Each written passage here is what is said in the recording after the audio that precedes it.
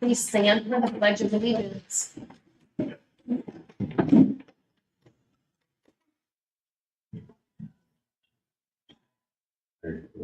I pledge allegiance to the flag of the United States of America, to the republic for which it stands, one nation, indivisible, with liberty and justice for all.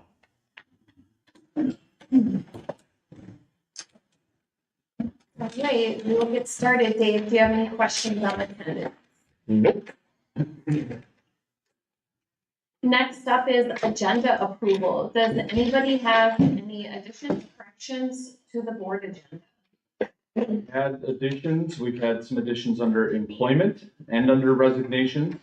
There was some additions under lane changes. Today I added a memorandum of understanding for the Mazer scholarship agreement we have.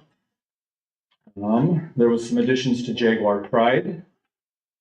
There was an update today to the staff social media policy that's being proposed. I think that's it. All right, does anybody have any questions regarding the changes? If not, I am looking for a motion to approve the board agenda. I'll make the motion. I'll second. There's a motion and a second. Is there any discussion? All in favor say aye. Aye. Opposed?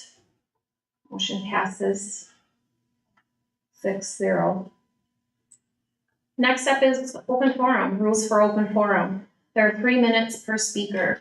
Open forum shall not take more than a total of 15 minutes. No complaints about individual staff members, about students, or about other persons are permitted. All presenters will conduct their business in a manner that meets community standards for decorum. The board will not take action on items presented in open forum. Did anybody sign up for it? Nope. Does anybody wish to speak today during open forum?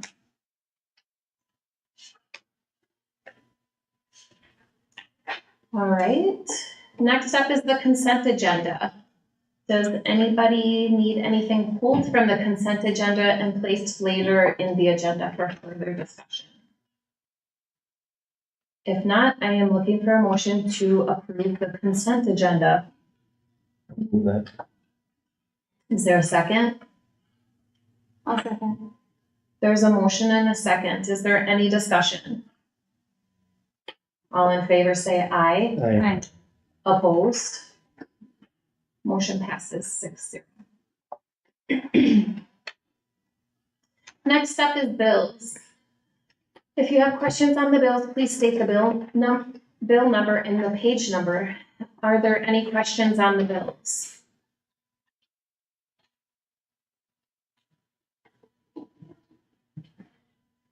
If there are no questions on the bills, I am looking for a motion to approve paying the bills.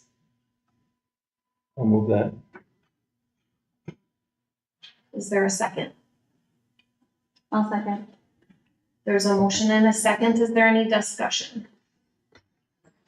All in favor say aye. Aye. Opposed? Motion passes. Next up is the superintendent's report. Mr. Masterson. I'll start with number 2. All board members are invited to the back to school lunch. We're doing a lunch this year, hoping that we'll get more, especially our support staff there. We're inviting support staff to that first full day of training. All board members are invited to that, so if you want to be there, please let me know. It's taco bar, so let me know that by the 18th. Traditionally, the board hosts a new staff coffee. It doesn't mean you have to drink coffee, but a little staff gathering with board members just to kind of introduce new teachers, new staff members to the school board. Wondering if we want to do that again and possibly look at our calendars in September. I think it's a good deal myself. I think it's a good idea to continue. Typically, we go at about 3:30, 3:45, somewhere in there. Want me to email you some dates, or do you want to pick a date now? I think you could probably email us some dates. Okay, I will do that. there you can see 5 goals that I'm proposing for myself for this school year. Continuing to improve and address the staff climate and staff morale. Support effective communication throughout the district with video messages, newspaper articles, utilizing our district website. Visibility in all buildings, classrooms in the district consistently. Visible at district events as well. Maintain productive relationships with all employee groups and departments, and remain fiscally responsible with the school board. Is there anything else the school board would like to see added, changed for my goals for this school year? Do you have any kind of academic goals, or is that out of your purview?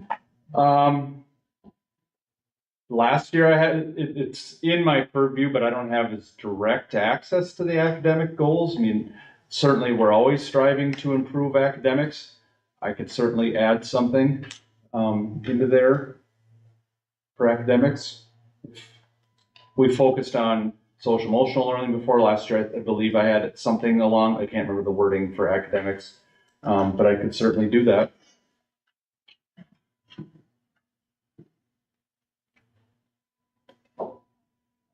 Okay. Otherwise, number 5, you can see what our enrollment was as of August 1st. It is volatile and changing all the time. Today, as a matter of fact, when I had our person who deals with enrollment numbers pull it again, they had changed, and the change was at the high school. Instead of 418, it was 416. But then our enrollment person, I think, emailed 2 or 3 either drops or adds. So it is kind of a volatile change right now at especially the high school and Hinckley Elementary, it seems. We are getting some VPK kids up at Finlayson. What's not on this list is in Power. In Power, we don't have the enrollments in yet. So typically that would be about 20 kids, 20 to 25 kids that we don't have accounted for yet. But these numbers would be about 55 to 60 less than we ended last school year, if it holds to be true. We are watching this daily. Like I said, we get 2, 3 either enrollments or withdraws each and every day. We always see that in August, but we are keeping a very close eye on these numbers as we head through the rest of this month. Are there questions on that? So right now we're down about 55 or 60. Correct. Versus close of the school year. Correct. Do we normally get enrollment like a couple of weeks leading up to the first day of school? We'll get enrollment crazily all through September at least. Okay. And we'll see enrollment all through the school year, but yeah, it'll be very busy for the rest of this month and into September. How did the trends this year compare to last summer? I mean, this time last summer, were we kind of seeing the same kind of trend? Not this far off from the year before. I have begun to do the research on who and what level. The biggest area that I guess we're watching is Hinckley Elementary, because the high school is up a little bit from where it ended last year. Finlayson Elementary is basically the same, so we're really watching Hinckley Elementary. I know, just talking to Mrs. Sculler today, there's some more VPK kids that have shown interest or started filling out paperwork that maybe are not on this list yet, but we're especially watching those younger levels at Hinckley Elementary School. That's where the number is for sure much smaller than how we ended last year. And Brian, if we're down 55 to 60 right now, those numbers do not include Empower, so we're down 35 to 40. Hopefully. Okay. Yeah. Yep.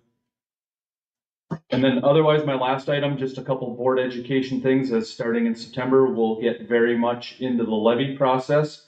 From September through December, we will talk levy each and every month until the board approves the final levy in December.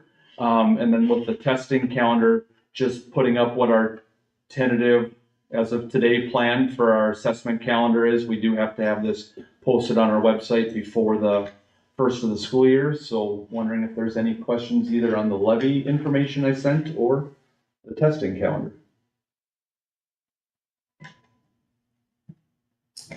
Does anybody have any questions for Brian? All right, thank you, Brian. And now we will move on to high school principal, Mr. Lattimore. Thank you, School Board. So I've got a few things on here for today. A couple of them need some action items. The first part is the handbooks. So that was sent out, the proposed changes for the handbooks. The first one is the student handbook that was proposed. There were some name changes, of course. We removed some language to dress code. This year for our 7th and 8th grade, we are having a junior high model, and in those two grades, they will be our cell phone policy will be such that they will not have their cell phones on them for the day. So that's the big change there. The other one will be that our cell phones will not be out during the school day for our 9th through 12th graders. So one of the things we're working on this year. The tardies was another piece of that. We kind of moved the tardies around a little bit in terms of what constituted what penalty for how many tardies.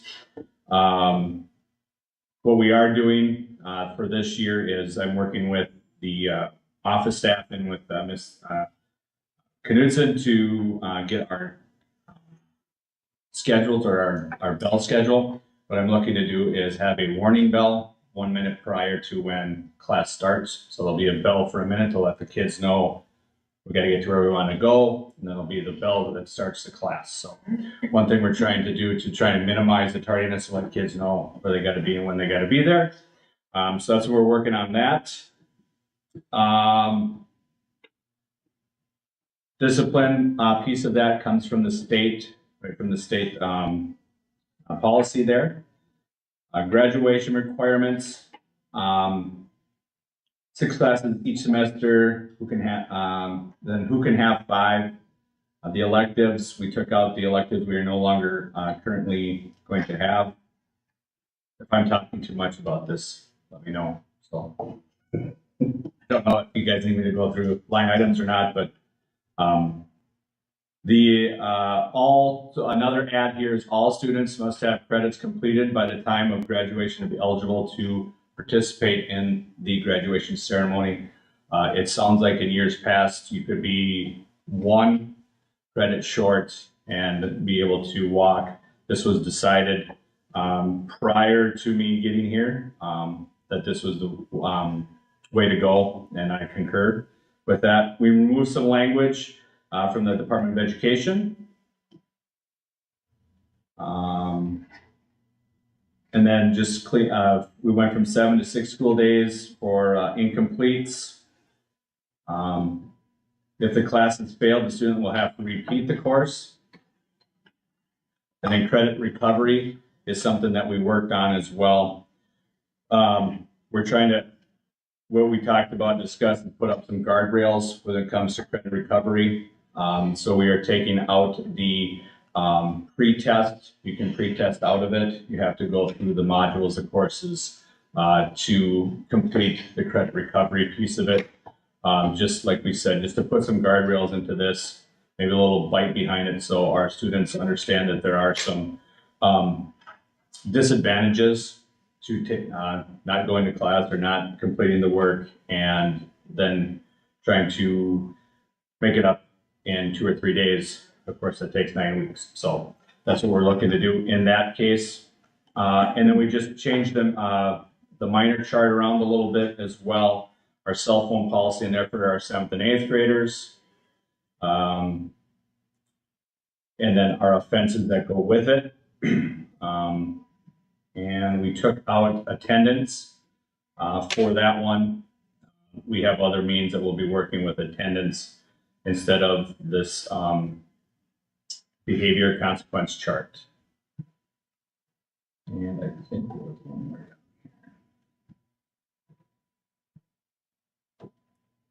Oh, and then at the end, number 52, chronic major violations and multiple major behavior referrals. So we just talked about, just added that into 52 for our major chronic referrals or major violations. So it was the student handbook changes for that one. For the staff handbook, just changed it from faculty to staff, the new year, and then who we call when teachers are absent.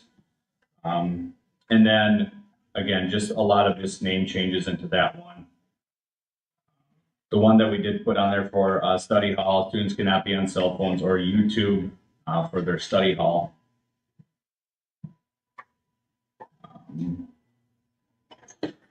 A collection before the end of the year, during the end of the school year. So just some changes to it. Adult lunches are now $5, which is a change. Grade books should be kept up on a weekly basis. So making sure that our grade books are trying to get that either on a Friday or a Monday to make sure that we are up to date. So as students and parents look at grades in the grade book, they can see what their kids have. Tardiness, 3 unexcused in one class. I think that was it on that. And then the last one is the substitute handbook, and that's right there in the report of mine. It just cleaned up a little bit of the language and then substituted my name in it for that. So those are the ones that need your approval. Any questions for me on any of those?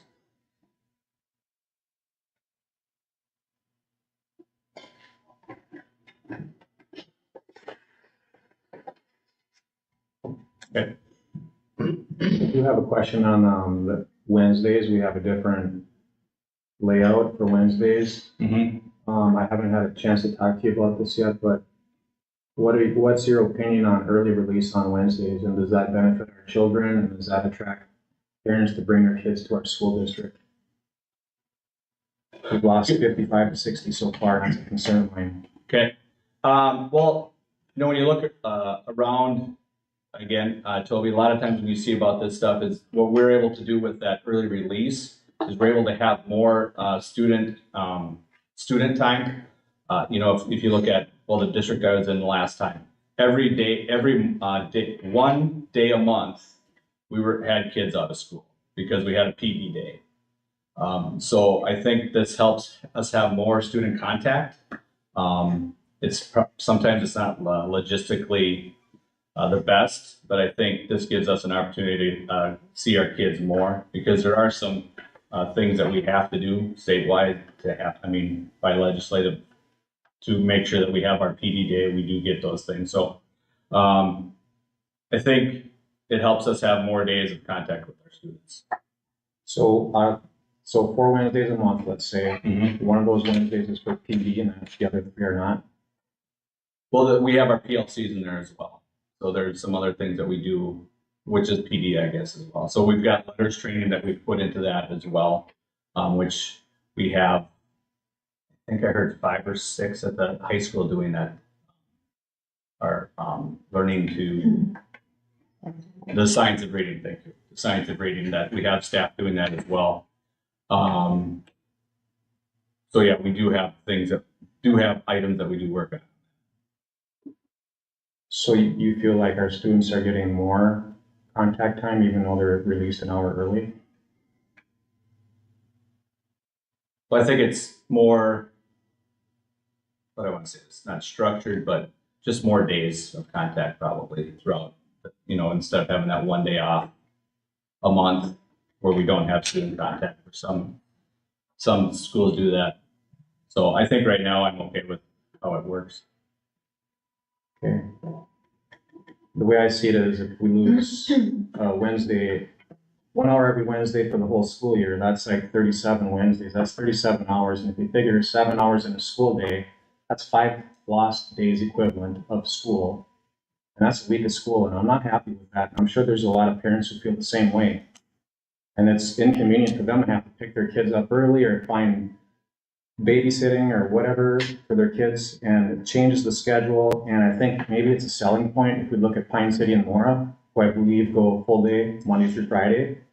They're our neighbors and they're in competition, and we're losing students, and our funding is tied to our students. And I think we need to think outside the box. How can we retain our students and reduce attrition and maybe attract students from Pine City and Mora into our school district? And I feel like this isn't raising the bar, it's lowering the bar in comparison to our competition.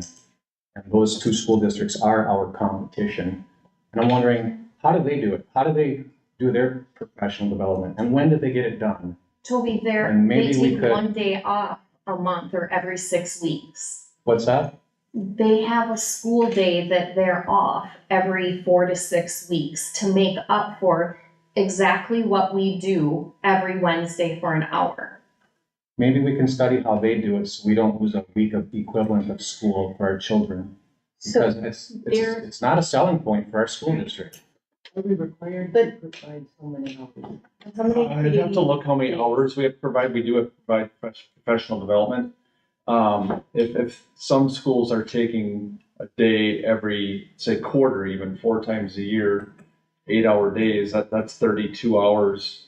You know, it's kind of apples to apples when you look at it that way.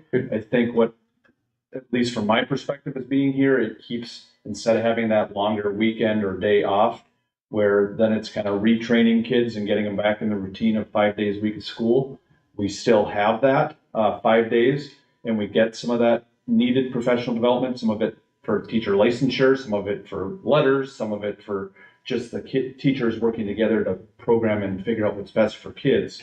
I was also told it's for kids that maybe need extra support, that they're catching them every week and working as a team, especially in the elementary school, then they're working as a team to help fix it right away, not wait 6 weeks and know that this kid is not, needing help or, for example, this year, we're bringing in some behavior strategy training instead of, which we're doing the 3rd day of workshop, instead of waiting till our next full PD day, which is November 1st, the principals can keep those tools in front of the teachers so that can bounce ideas off each other and it doesn't get lost from August 26th to November 1st. We can keep that training going so that it'll benefit the kids. I talked to my board member from Pine City, and that's not exactly how they described it to me. So could we research that and see exactly how do they do it? How do they go Monday through Friday, every full day, every day? they're not. Because they Toby. get- They're they get an taking extra days What off. day are they taking off? Could we research that and study that? So when we take, But does like, it matter? What? If this is working for our principals and our staff, why does it matter that they're doing that? Because we're losing 55 to 60, and it's a big, We don't Increase know year over that's year. why they're leaving. have we asked our parents why they're leaving? Brian is going to. What's that? We have in past years, yes, we've sent surveys. Brian already just told us he is going to call them. He's going to research why we're losing them. He just said that 5 minutes ago. Yes, but we need to do this before we start another school year with the same old, same old. Our calendar was already approved The for this. board approved the calendar last This- January. This doesn't matter anymore. This. We're not Oh. we're not changing it for this school year. It's been approved. Right. and our students aren't losing maybe- instructional time, Okay, so if you look if at the it, big picture. so if we're locked into this, when will we study it for next school year? January. I'll start Okay. bringing calendar drafts in December and January. So are we gonna talk to other school districts to see how they go full day, Monday through Friday? And if they take a day off, like you're saying they do, Jody, can we at least nail it down how many days they're taking off? Can you reach out to your contact on this Pine City? Yeah, School Board? I'll try to do that. Mora has 6 professional learning days or teacher days for this school year. And so that's when their students There's are no not in the school. building. It's staff only. And that would be considered an 8-hour day, so that's 48 hours missed. I was just looking at Mora's, I think Pine was 5 or 6, 5, 4 or 5. And maybe that's a better idea instead of having a partial day where your hours are squeezed. And I'm hearing It's not a I'm financial hearing thing that though, it's the days- 1 hour. that the days are a little less efficient because each class period is shortened by 10 or 12 minutes, and it's kind of like a wasted day. But then we have to think too, and those are full days, then that students are maybe missing breakfast and lunch. And then that's a full day that parents would have to pay for daycare. So I think it would, in my opinion, be a little bit more stressful on families if they were planning for another full day. How about if we reach out to the families in our school district and see how they feel? I think Because we've done that till don't come at me, I'm just, I'm not coming at anybody. okay. So as we move forward, that might be helpful. So I think people have probably gotten used to getting off an hour early on Wednesday.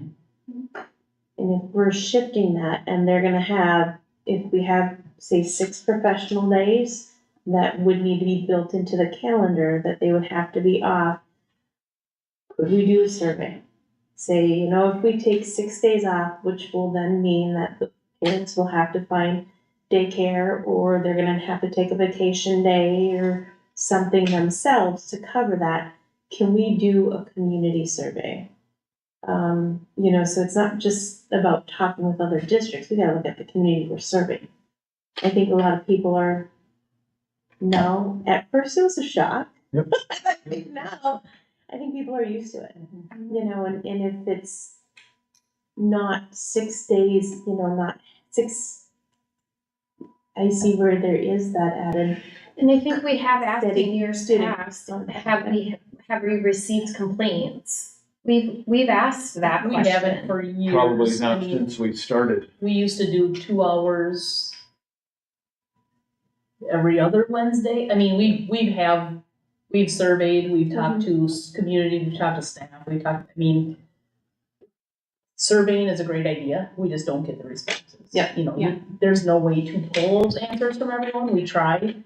I don't know what the answer is. I do think we are very used to, we found a system that works for us, it works for our families, it works for, I feel it works for our kids, and I guess we always talk about it at the TV committee. Is this the way are we doing it the right way? And I guess right now, the answers come back as yes, we are doing it appropriately. Is that right? I don't know. But that is the answers that we're getting. So I know that there was staff feedback, and the teachers had said that it is helpful to do some of the meetings or the trainings weekly or with the mentor and being able to meet weekly versus waiting 6 weeks, 4 weeks. I've heard that, so I know that might be helpful. How many students are getting some of that? Do we know how many students might be getting additional assistance on those Wednesdays with that early release if they have like some needed help? I think what we do at the elementary, especially this year, now that letters is, a majority of our staff is done with letters, is we're going to be looking at the student work. We're gonna be looking at what works for this teacher and is it working for others. So we'll be able to do that more on a weekly basis versus that one-time Yeah. shot. So we're looking at, so it's not necessarily the kids staying after and getting that work, it's looking at their data Okay. and being able to build that programming around them. Okay. If that makes sense. So you're essentially adjusting weekly to what are the needs of the students versus waiting to get together and, I would say bi-weekly Yeah. at least, just because we have some letters training in there yet. Yeah. Brian, would it also be possible to see what the trends are at Mora and Pine City and their school district regarding their attrition? Because maybe we should start looking at if they're not attrition, if they have less attrition than we do, maybe we need to start modeling how we do things with their school districts. Maybe they're doing something that are more attractive to parents. I can reach out to those 2 superintendents and see where their enrollment's at. All right, let's go back to Mr. Lattimore's report, please. Okay, thank you. So the workshop agenda is on there. We welcome all of our teachers back next Thursday. We have a new teacher in service on Tuesday, Wednesday. So we'll have teachers back in the building. It could be parents back in the building next week. So that's exciting to start getting the school year going. Our hiring, we got been filling some positions here as we get going, and still looking for a math and EBD special education teacher Had some interviews going on, but just haven't been able to lock anybody in right yet. So I'm still working on that. I put some goals on there. Really, it was about what we want to be. So we talk about our mission statement. So focus will be to get to know the students and staff within our mission of being known, valued, and challenged to succeed. Excited about implementation of our new junior high model. That's going to be an exciting experiment for us to go through, and I'm excited to see how that's going to work for our students. And then just working on our pillars, the courage, respect, compassion, and wisdom. How do we tie everything what we do into those 4 things that we expect out of our students and our staff at the high school? So those are the ones that I saw there. Toby, I know you asked Mr. Masterson about the academic goals. I have not had a chance to look into that stuff yet with all the data yet, but I will more than be willing to get something out to you to kind of see where we're at and where we're going for the school year. Because I think it is important to have some academic goals as we go through it. But the goals might be like over the longitude, right? So we don't want to just look at what 10th grade, what 8th grade. We want to see how they are doing as a cohort as they go through as well. So that's something we want to look at as well. So it's a great question that you put up there. So I'll get that in there as well. I just don't have the data yet. Still way wet behind the ears. So the upcoming events we have here, some have already happened that I'll be taking a part of there as well. One thing is we got 7th grade orientation again on August 28th. That will bring our 7th graders in from 12:30 to 3:30. Go through a modified day there. And then open house for the rest of them will be from 3 to 5. We would like to have a 9th grade parent-teacher meeting at 4:30. We're going to discuss graduation requirements. I think it's important for 9th graders to understand what they need to do going forward. And also because one of the things that we do that I'm really proud and excited about is, offering that driver's ed. I think about all the other districts that make their kids go elsewhere to get driver's ed. We provide that for the students. I think that's a great thing. So just so our 9th graders know what's expected of them, not only for graduation and the years coming, but also the excitement for them about getting their permit and their license. So just giving some ideas about that.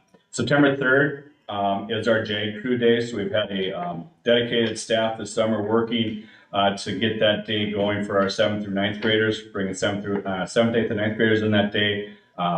Again, for a day of learning and working together to kickstart the year to really have them understand what it means to be a Jaguar at the high school and how we're going to start the year and what our expectations are and how they can meet those expectations. So excited about that day. So the first day of school, September 3rd, we'll have 7th through 9th graders in.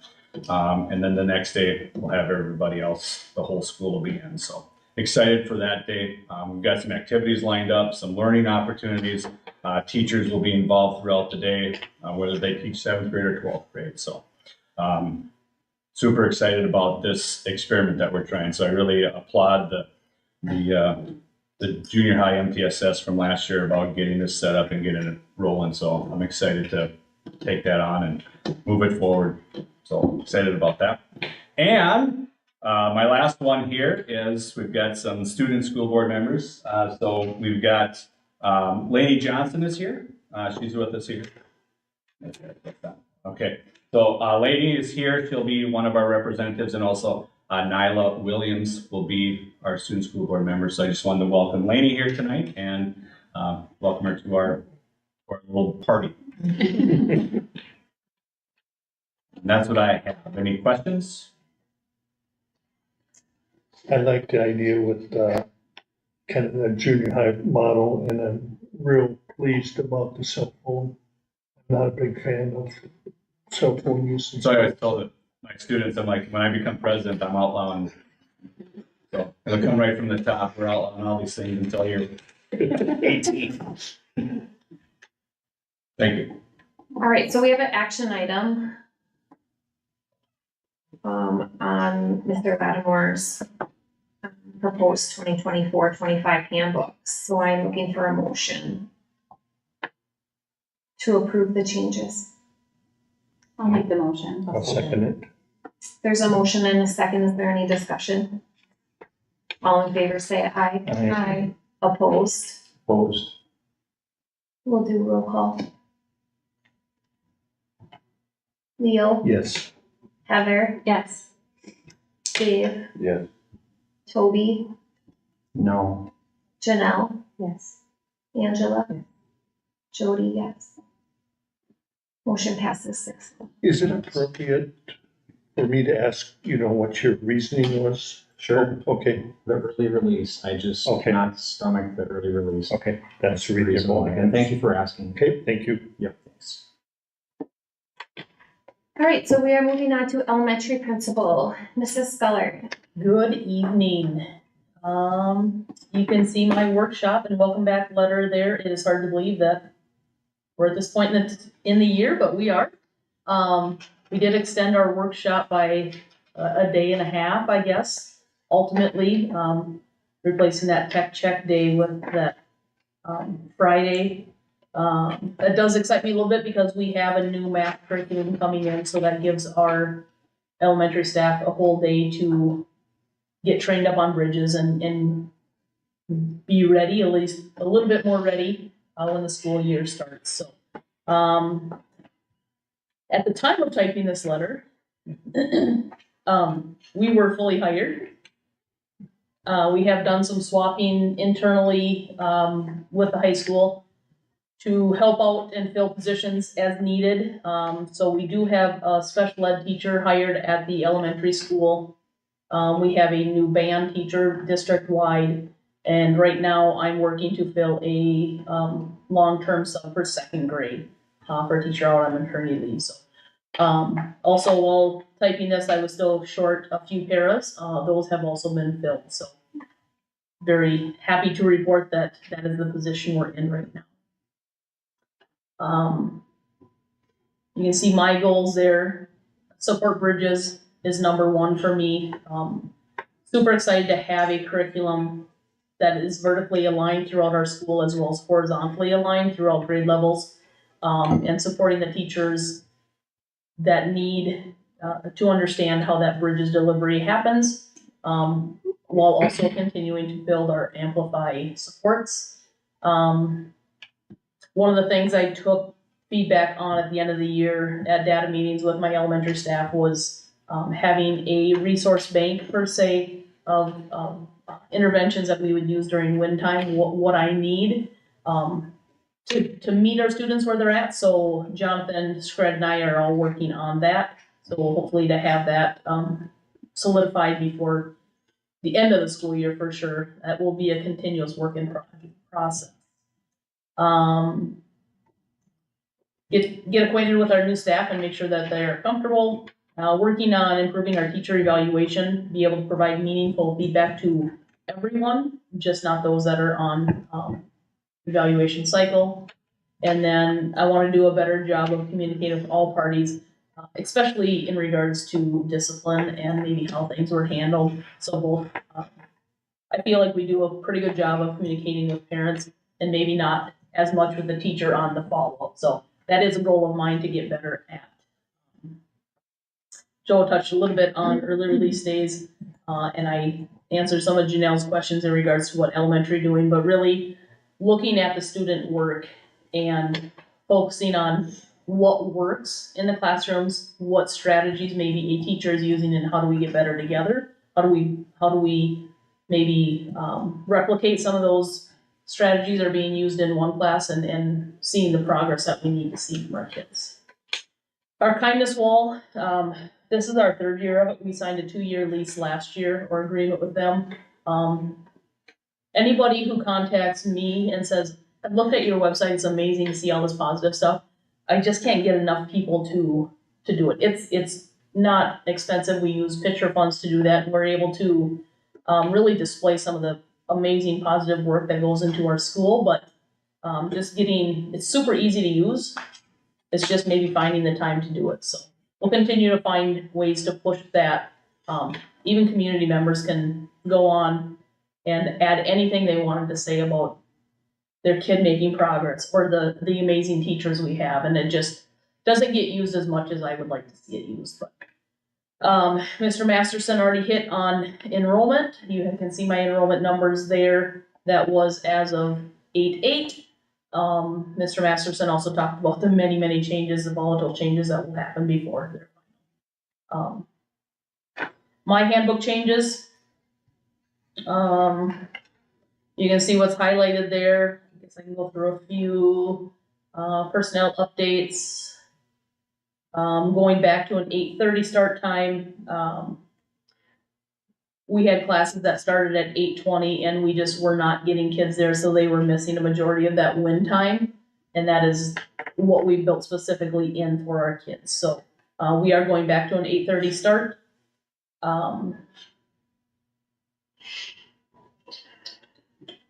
We did add that when the parent is going on a field trip, they'll be required to run their state ID through their hall pass, which is what they do every time they come in and visit, just to make sure that everybody's legit to be around kids, and obviously safety first.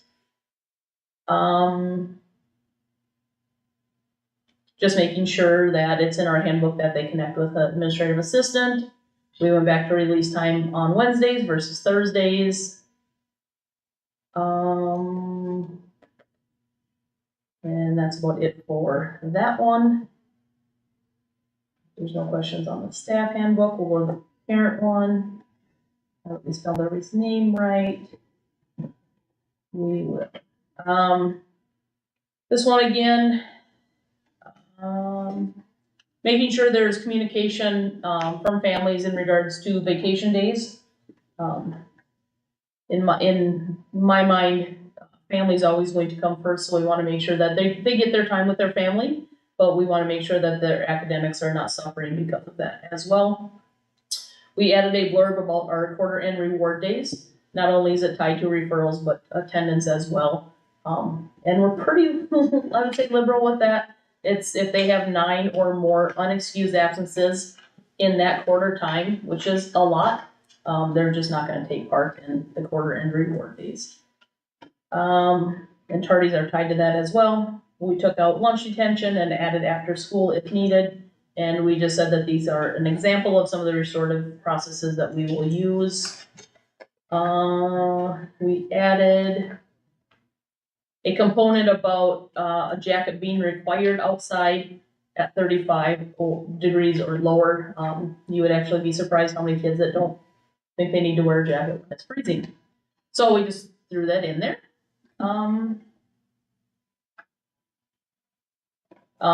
Again, we don't allow cell phones, but we just did put a blurb in there. The second offense, the phone, and that's what we do already, but the phone comes to us on the second offense and the parent has to come in and get it. But we just put that into our handbook. And other than that, it's just personnel changes. Any questions on that handbook? The other two are just sub-handbooks, which were personnel updates. And we had our sub-training today, and it went great. We're short on subs, but we'll continue to recruit as time goes on. Okay, Bonnie, you said the release time is going from Thursday to Wednesday, right? So Correct. when do they get out in the morning to go to? Nope, right at the end of the day. So they're not missing any class now because by switching, Well, not any more than they did before. right, okay. Yep. Good, Yep, okay, it's still that same hour chunk. yeah, but it makes sense. We went back to Wednesday. They originally had taken away Wednesdays because they did the all school celebrations on Wednesdays and they didn't want them to miss that. To me, we don't want them missing academic. As little as possible. Okay, good, thank you. Yep. No other questions? I'll continue on with my report. The reading core, we did drop down to because of wind time. We're able to have more licensed teachers with our kids. So we were able to go from 3 reading core people to 2. We have great success with our reading cores. People, they meet with our kids who are just about to grade level and work and do some interventions, especially in regards to fluency. We have had one at the pre-K level the past 3 years, and we just don't have the numbers to solidify that position right now. That is something we can come back and visit at any time if need be. Layout of the elementary is pretty much the same. We had 2 special ed teachers who were sharing a room last year, and we're able to split them up and have their own rooms this year, which is good. some staffing changes there you can see, and then some of our upcoming dates. Like I said, today we had our sub and para training, and we'll bring, some special ed staff back into the building next week. Questions for me? All right. All right, if there are no questions for Mrs. Spillard, I am looking for a motion, on her action items for her handbook.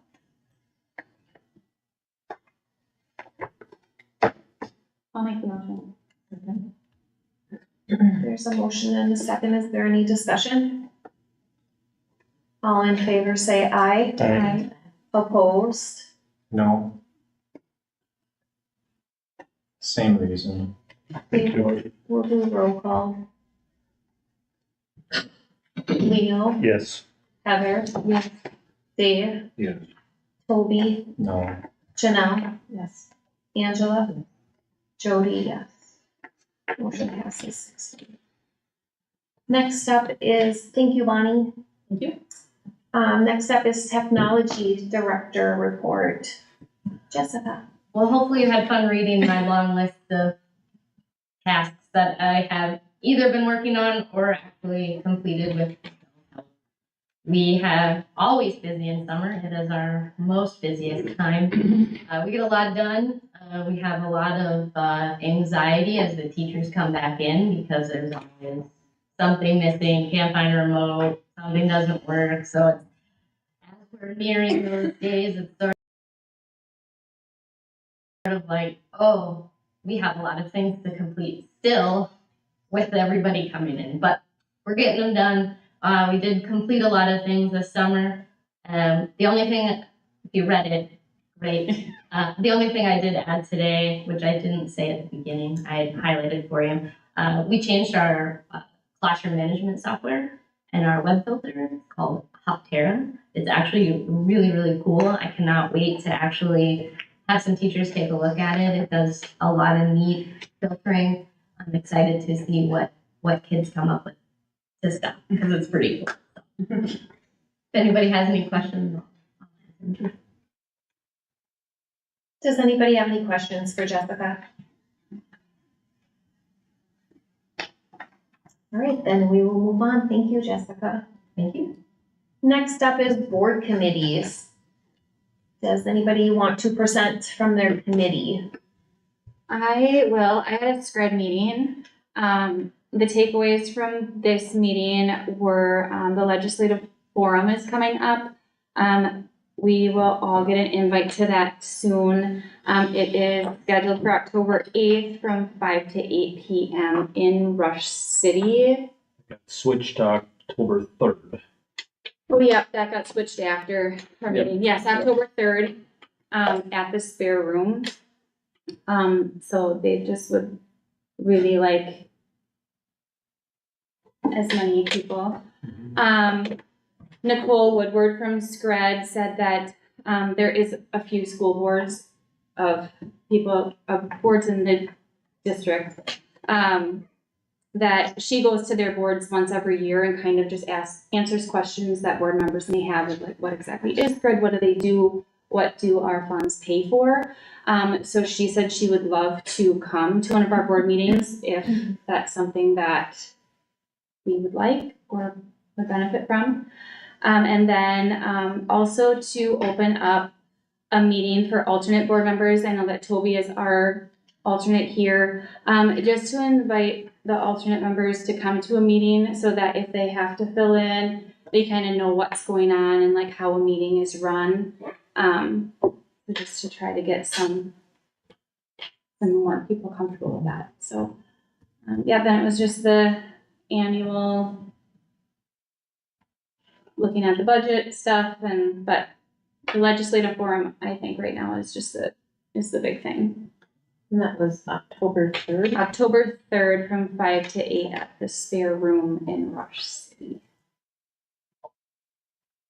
Formal RSVP should be coming to you for that. Yeah. We did, I think we did get one. Okay, I know she was working on them last week. I don't know if they went out Okay. yet. We did, but it had to be late time. Oh, okay. Yeah, so I think the plan was. I can speak for evaluation committee. I do want to thank the principals, for some extra work this summer, for the evaluation committee. They changed it up a bit, and also thank Julie Tom for her extra work towards it. Brian, do you want to kind of explain, because you could explain it better than me? I can, and it's one of the policies we'll do a first read on. The biggest change, and Bonnie, you can help me, and Joe too, is for our tenured staff, we would evaluate them formally every other year. We would change that to every 3 years. That's what state statute is, which would do a few things. It would allow the principals to spend more time with the non-tenured and brand new teachers, but also you'll see, if you saw the policy, they're changing up the rubrics that we're going to use for evaluation. So there's more domains is what they're called. I think there's 6 of them. 4. There's different domains, so they can have a more summative evaluation at the end if they do a little bit at each evaluation, instead of trying the way the classroom evaluations were going didn't necessarily match what our district summative evaluation was. So this will be a little more seamless and consistent as they're doing individual observations throughout the year.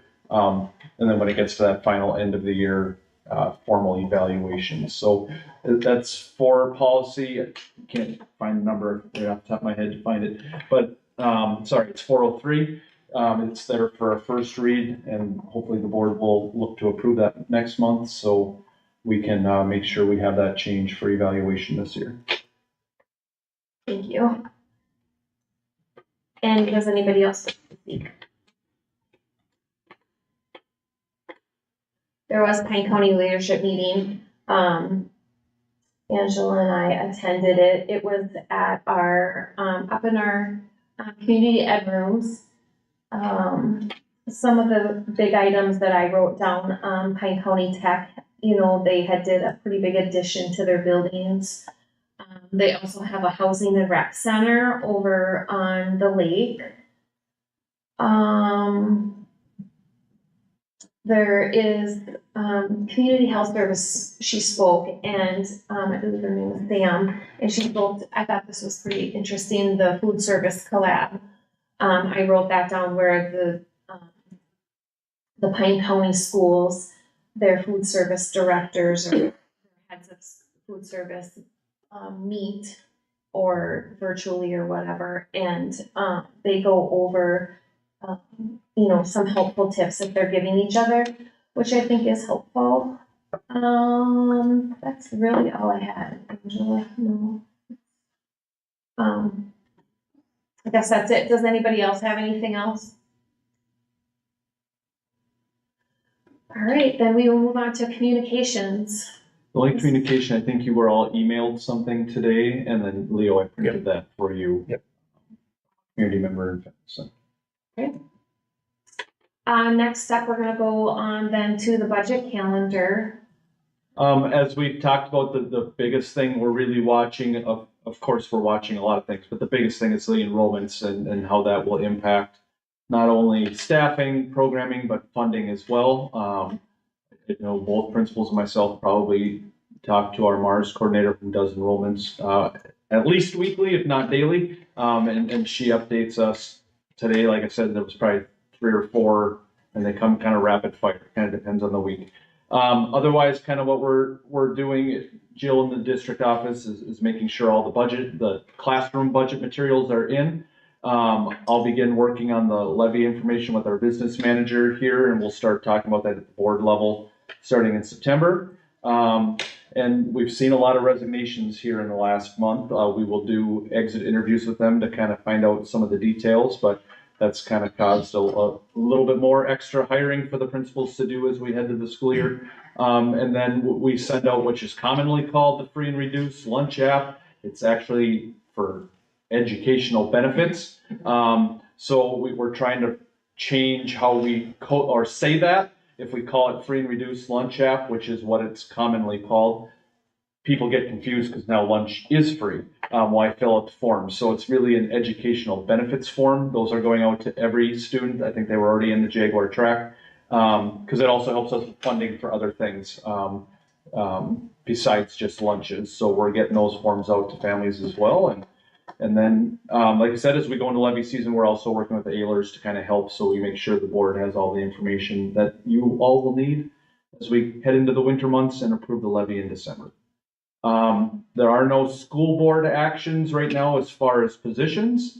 We will keep you updated as far as any new positions, anything like that. But I do have letter B, a memorandum of understanding for a hiring bonus. HFEA has agreed, which we've had, I think, for the last 2 or 3 years, to have a hiring bonus for a fully licensed special education teacher. So I'm looking for board approval to continue this incentive to hopefully find a licensed special ed teacher. Currently, we would have 1 staff who would qualify for this.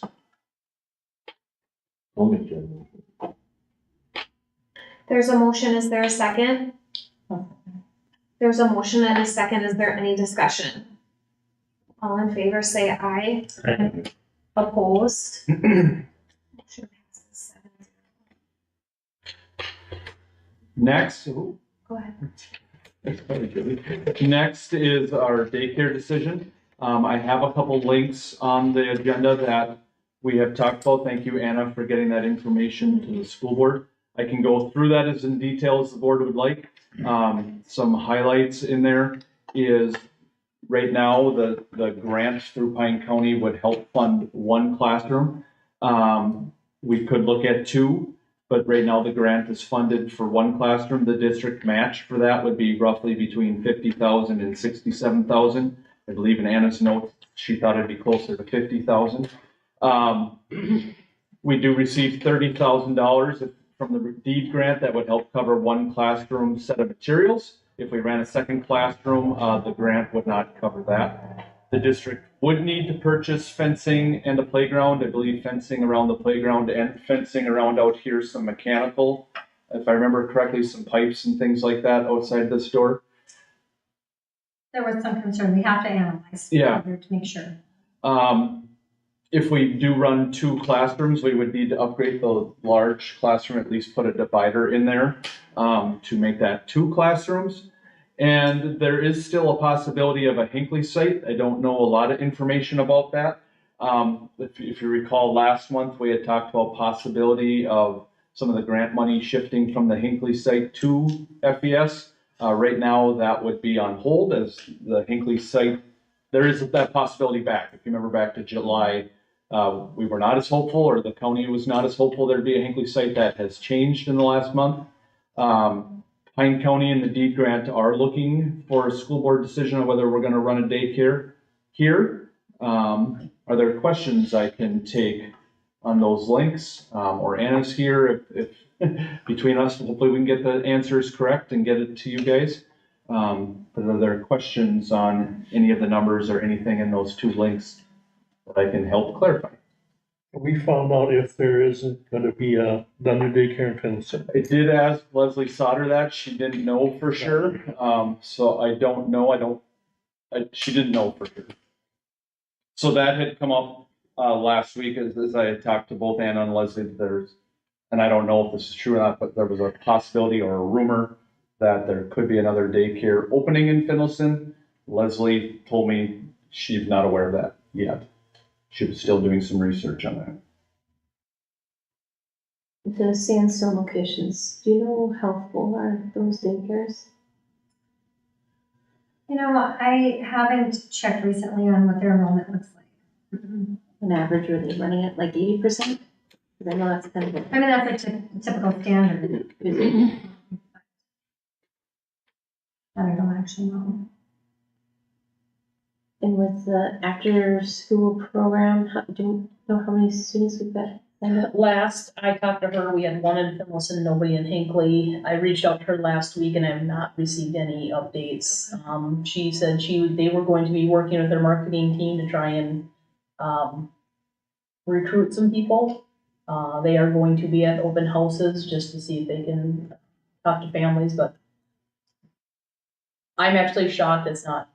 And 2 actually. But it kind of blows me away. I mean, they put a lot of money and resources into building these programs and just, I think our families are on summer mode and we're just not seeing the need yet. I don't know. Last I talked to was 1 here and 0.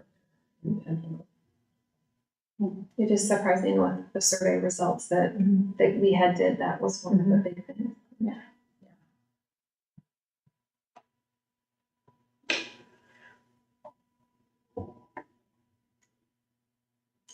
So we do know at this point that there wouldn't be additional funding. It would just be. As of right now, there hasn't been additional funding allocated to this thing. So whether we do 1 or 2 classes, it would be the same. And we would be thinking. Yep, as of right now. And we match the grant. A question for you. Yeah. What criteria do you use to divide up this grant? Is it, At the time, the original grant application, we used cost-based from what was estimated from the cost. When the grant award came back shy of what we were expecting, at that date, we looked at the commitment level that was made at that point, and then the cost of setup. So, at that point, Pines program was well underway. So what percentage did they get? Is it the same percentage that you divided for Finlayson? Nope, no, it was need-based. So we looked at cost-based, what their needs were, what they had done, like what they had requested from the pot of money. So if this is the total pot of money, they requested X amount of dollars. I looked at both the sites, what our anticipated development will be for setup costs for those 2 sites, and that's what we asked for those sites. So Pine asked for a certain amount, and then of the other 2 sites, we asked for a certain amount. And so it wasn't a mathematical equation that we utilized to determine who got what. We said there's $600,000. If we could do all the things with $600,000, where are the needs? And so we allocated based on what we thought the needs were for each site.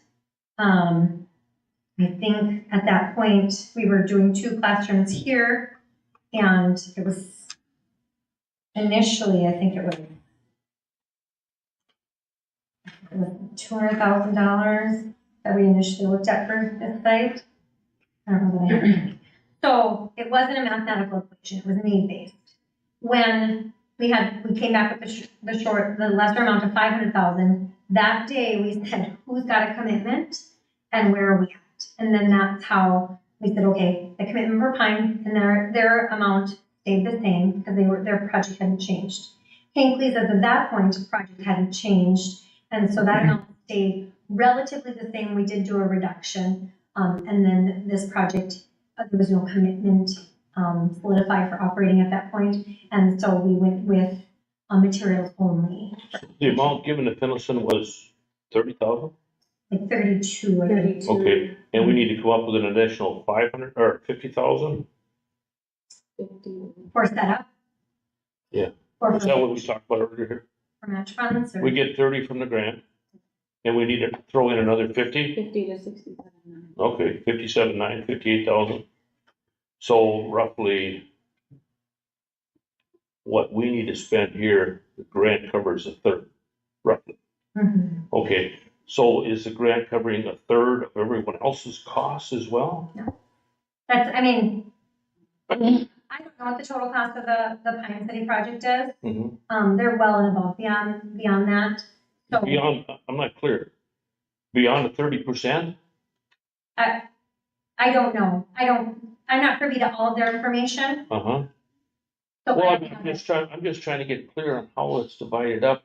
If it's based on, okay, whatever they have to spend and you're subsidizing part of it to the same rate that you're subsidizing Hinckley or Finlayson?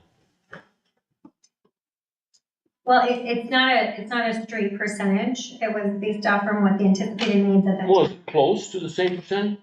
I would say that both of those sites would be investing more than the 2/3 of the 30% support. So theirs would be much greater than. They're spending way more than we It would would be be much greater, spending. yeah. Mhm. And how about the new Hinckley one, which we don't know anything about yet.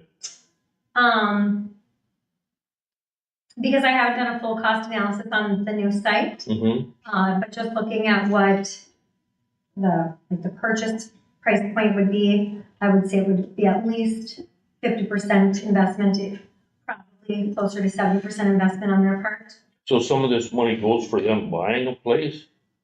No, They have that, it's just going for it would staff? be an independent entity that would be purchasing and developing the site, and their money would be for site setup. So, but not for the purchase of the property or the remodel. Okay. It would only be for setup costs, which would be similar to, for here, the setup costs. Set So up there would meaning they the be stuff setting they up need 5 to buy classrooms? for daycare. Hmm? The stuff they need to buy for daycare. Yeah, so, And the same with Pine City? theirs was allocated, let's see, Pine Cities, they had a portion allocated to personnel, equipment, supplies, contracts, sub-grants, which was to the provider, and then their other, I'm not sure specifically what their other was. And then they have admin costs, which was for the grant management portion. So And, a little bit different. sorry, and do you remember the number? And I know the study was, I think, back from 2021 of childcare spots that are needed in the Finlayson area.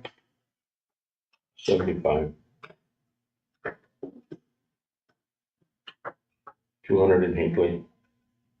From back in 2021. Mhm. I don't remember off the top of my head. but I Okay, do that's have- fine. The reason I asked is I had heard a much less number, and I just wanted to try to verify.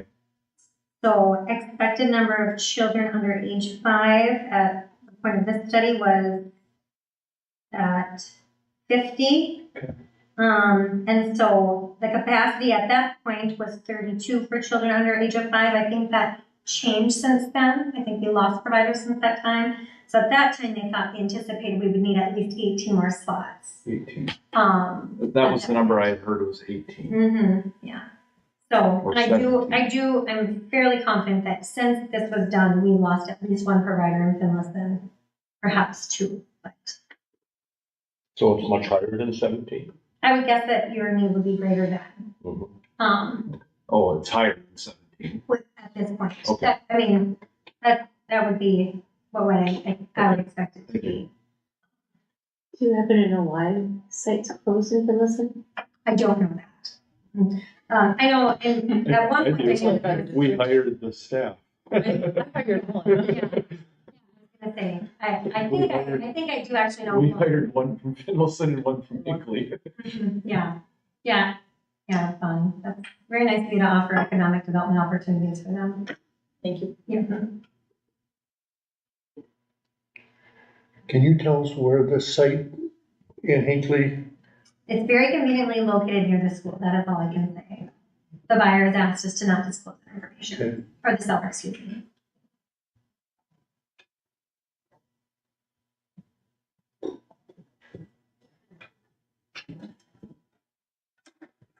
So I really like the thinking outside of the box and trying to come up with ways to serve the community. I think that is really good, and, you know, there does appear to be a need, but I myself, I'm struggling with some of the enrollments being down and the costs of opening it up, and then also just, you know, what we're looking at with levies and some of that. So those are where I'm struggling personally. Like, I see the positives, but then I've got this other side. I definitely think there's a need. I just don't know that it's the right time right now. I'm concerned with if we do a toddler room, where are the 3-year-olds going? And then not coming and then going, and then you just have to find a daycare for them after you've had a daycare here for 1 year. If we only have one room, our budget is very tight. Even matching 30,000 of the deed, I think, is a concern. One thing about it, it's not 30,000 every year. It's a one-time purchase. No, I know. So, we just lost I think something tells us, even with the before and after program, that being so low. Well, one, let's be honest. In addition to the 30,000, then there would also be that additional 10,000, right, with the grade club, lights. And then there's a 10,000 private donor, which 20. So there would be an additional 20 of this. 10,000 private donor, 20,000, I'm sorry, 10 lines. For me, we need good quality childcare. It's not around. Even if somebody opens an in-home one, if we can get them in our building and they're with us all the way through, we need that in both communities. And if there's already a spot in Hinckley, if we can get one here, if this 30,000 doesn't go in this building, it's going somewhere in Pine County. And is it gonna go in our district? We don't know where that 30,000 will go if we don't take it. So then those 10, 15, 17 spots are going in a different district. Those families are leaving us. We're losing even more kids in our district. I realize that there is a cost to it, but we're funded by taxpayers. We're funded by tax dollars. We need to also serve our community as a whole. Dave and I have been working on this for 3 years. The need has always been there. It's not just right now. The need has been there for so long and it continues to be there. I realize it's a lot of money, but it's so needed in both communities. I think it would definitely help enrollment here.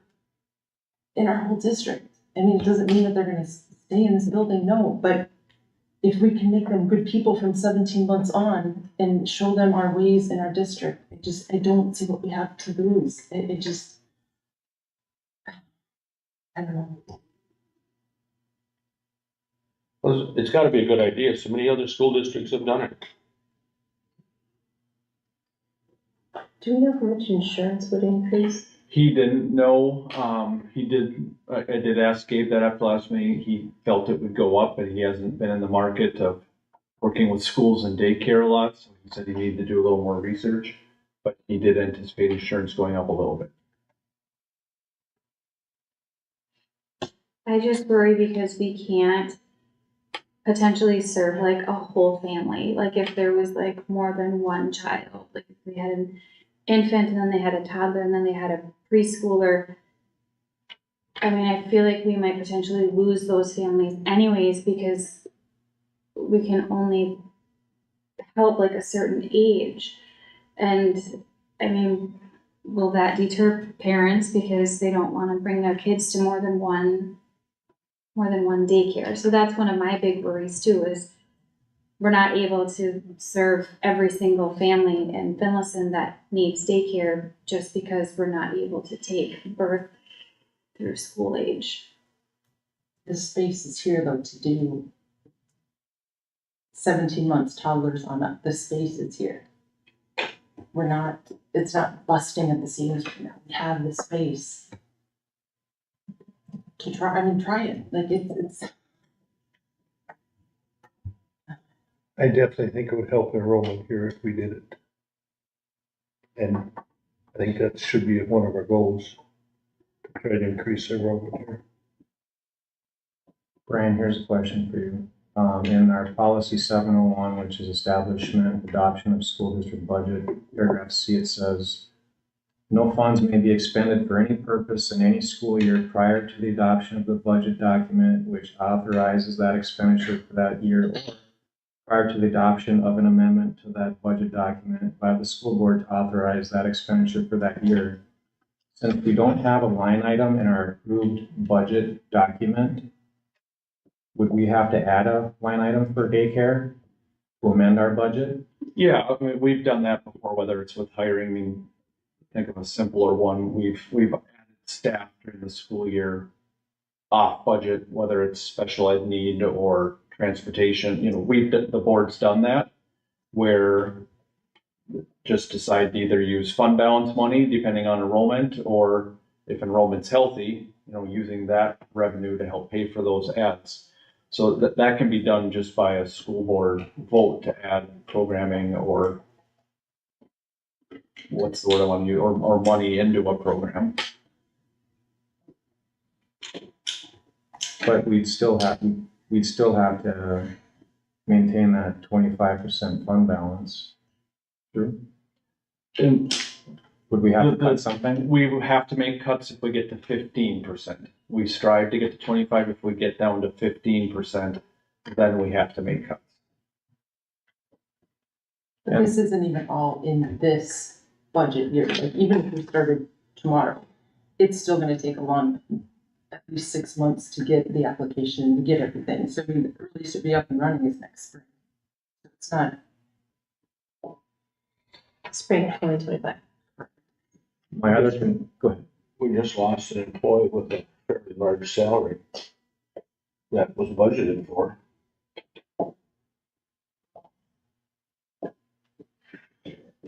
My other concern with this policy 701, establishment and adoption of school district budget, is paragraph A. The last sentence says the school board shall review the projected revenues and expenditures for the school district for the next fiscal year and make such adjustments in the expenditure budget as necessary to carry out the education program within the revenues projected. I don't think we can do that. I think we're already spending more than our revenues, which I already feel is not in compliance with policy 701, in my opinion.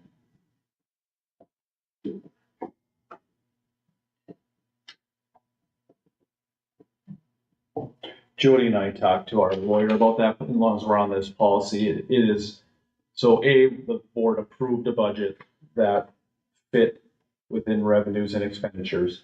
Then the board did elect to spend, because that caused us to build our fund balance, if you remember back to June, up to 28%. The board elected to use some of that and brought it back down to 25%. When Jody and I talked to the attorneys, even if you remember, I had adjusted our budget to match it. Even if we had gone forward with the initial budget I had presented, that was not illegal, and there was nothing wrong legally with that.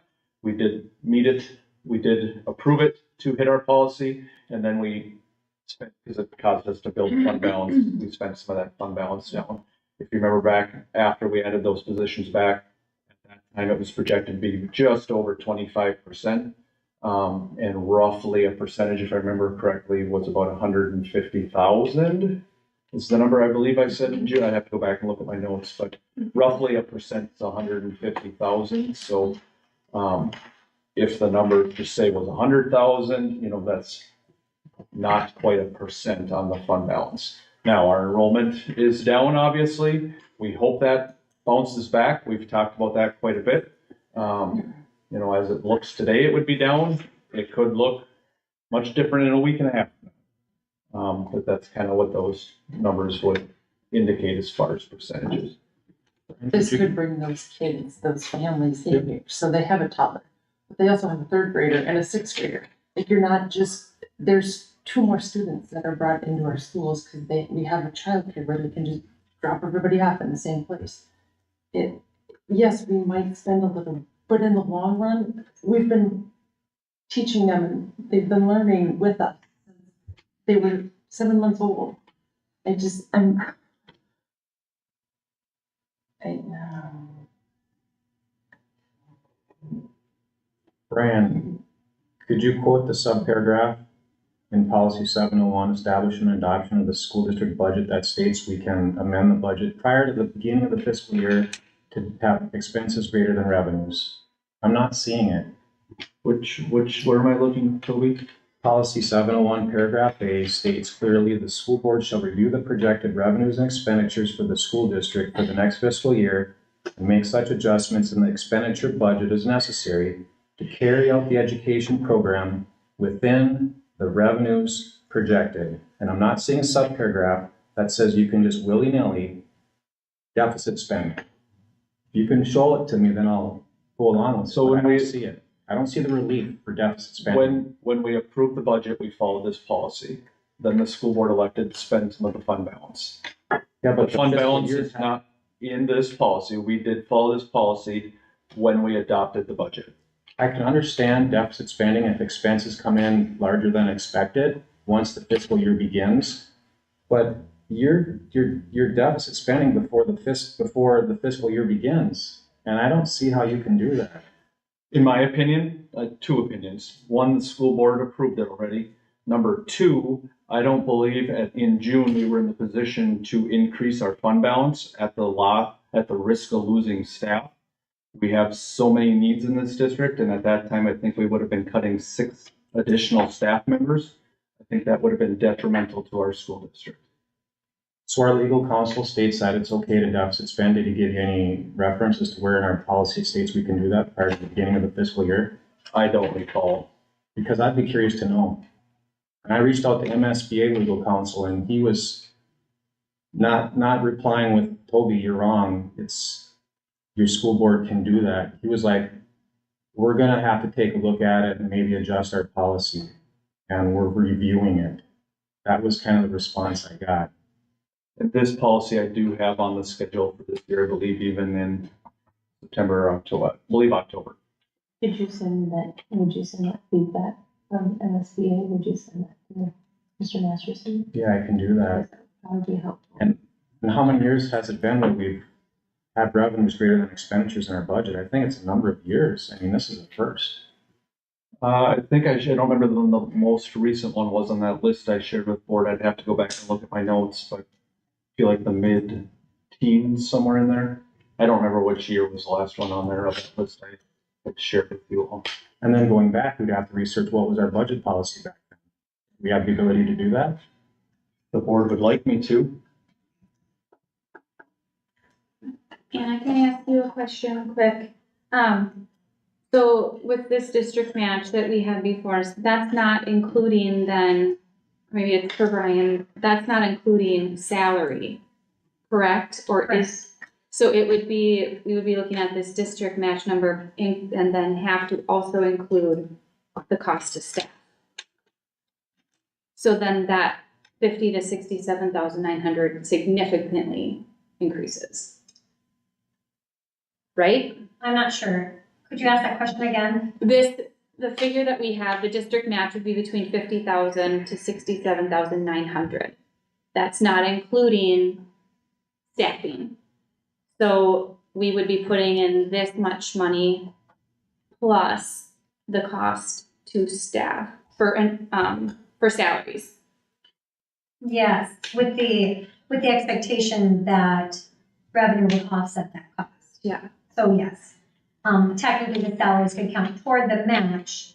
So the match is a number, just to get it running, and then we have to figure in salary. And I think I have it written down from last month that at 80% enrollment, we would bring in about 142,800 in revenue.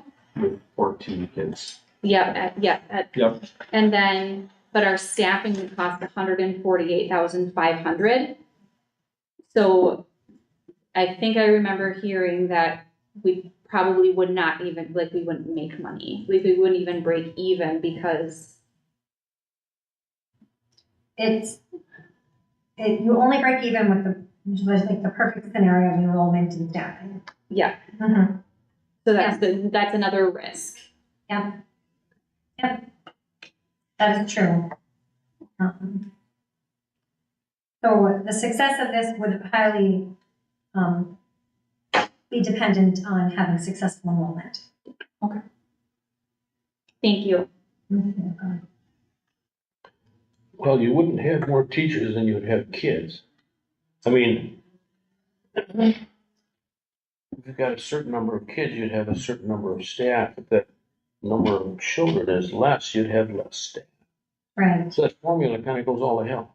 Well, I mean, except you're going to start with an entry level of staffing costs, whether you have 0 kids or whether you have 7, right? Because we know that at first staff, it can be up to 7. So if you look at your baseline as the 7 kids, Yeah. that's going to be your first staffing cost at 7. So you're going to be starting at that $66,000. So you're going to have to make sure that at that you don't break even. So at 1 to 7, you don't break even. In one classroom. Right. But you don't hire 3. Right. Right. Right, yeah, But even even- higher as the need. Mm-hmm. So you wouldn't have a greater deficit than your need would be. Yeah. So one classroom with one staff with 7 children, Mhm. we would not break even. I mean, if you had the increased rate, technically, you would, at the increased rate, that's if you didn't have the second person to cover the extended hours. What's Yeah. the rate? What's the rate in this formula? So I included 3 different rates. So on the low end, which is based off from like if you had no quality differential, that's where I came up with those. So 170, 240, and $250 per week. Okay, at What are the different 250 a rate week, size? how does it come out? I'm sorry, At 250 a week, how does it come out? at For 250 a 7 week, kids and 1 staff. at 80, so at 250 a week at 80% revenue with $71,400. For that No, what's the- revenue. What's the 80% revenue? Like, what? That's just industry standard. You're, even if you had 7 kids present, you're probably not gonna have 7 kids who are full-time all the time.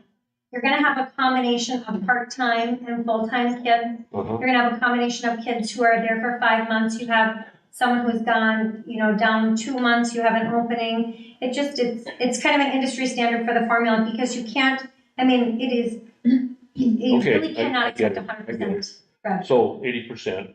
Okay, so at 250 a week times 80%, Mhm. how does that formula come out? Does that cover wages for one person? So one classroom? Yeah.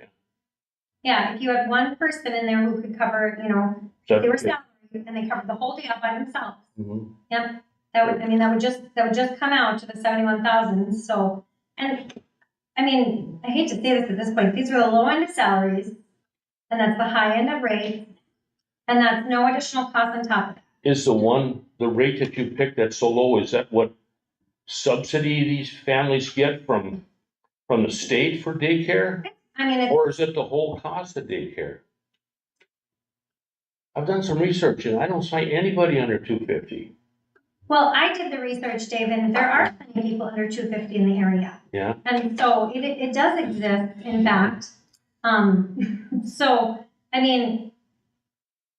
So all these places then are losing money well, at that rate? And they're still surviving, or what are you saying here? there's not a lot of centers operating one classroom. Centers operating one classroom. Right. That's the volume. Your ability to earn is limited to the space that you're making available to the program. Okay. That's what that is. It's sort of like if you only operated infant care, your rates would have to be extremely high. Mm-hmm. And so you look at that like a loss leader, like when Walmart puts Doritos up in the front, they're trying to get you in there. So you look at the whole in order to look at how you share the cost. So if you have one building and you open up one room in one building, you still have the cost for the whole building. But if you have 2 classrooms, 3 classrooms, 4 classrooms, 5 classrooms, now you're spreading out the cost. So you're sharing the cost with more. Mm-hmm. Sort of like when I worked at the electric company, your cost of basic service was based off from how many people you share on per mile of line. I get it. Yep. So at 250 a week, and 7 kids, and 1 salary. Is that a money loss? Sorry, say that one more time. 7 kids, Mhm. 250 a week, does that cover wages? For one. So the For one revenue was teacher. 71,400, I think you said. What would the expenditures be? $66,000 per salary. On the low end. Okay. I wish I would have made copies. I think this was provided They to. have. Yeah, Oh, I okay. think we went through it last. Oh, okay. Sorry. I don't think that one person can be here for 10 hours with 7 to 14 toddlers in a room. There's Right. no way. Mhm. Because they have to have a There's lunch no break. way. Now, are we And talking 14 or 7? who's 7. either? Okay, 15 and 4. I don't want to take 4 toddlers to the bathroom with me if I have to go to the bathroom. Right, And you get and your in fact, lunch you would have to break. have someone cover your classroom because you're out of ratio if you're using. And those. I mean, there's You can't lunch, there's breaks, Which is if we're why, going into the contract, there's gonna be contracted time. I don't see only having one staff member. right, I Who's think you're doing getting, enrollment, who's doing the day-to-day business of running the daycare, if that one staff member is with the kids all day.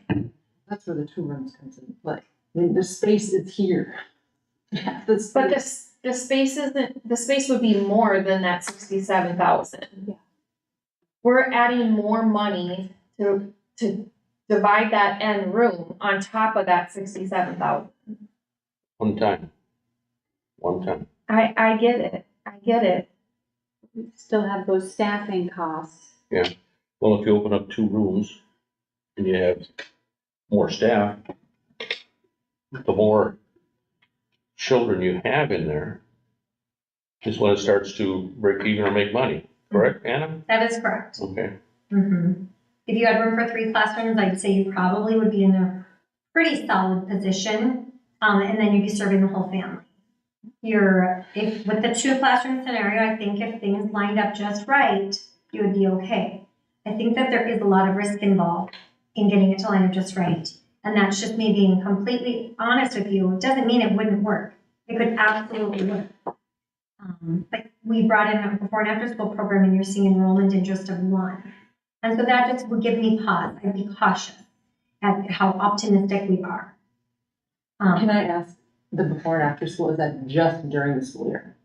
That's not summer, correct? they can run a summer program.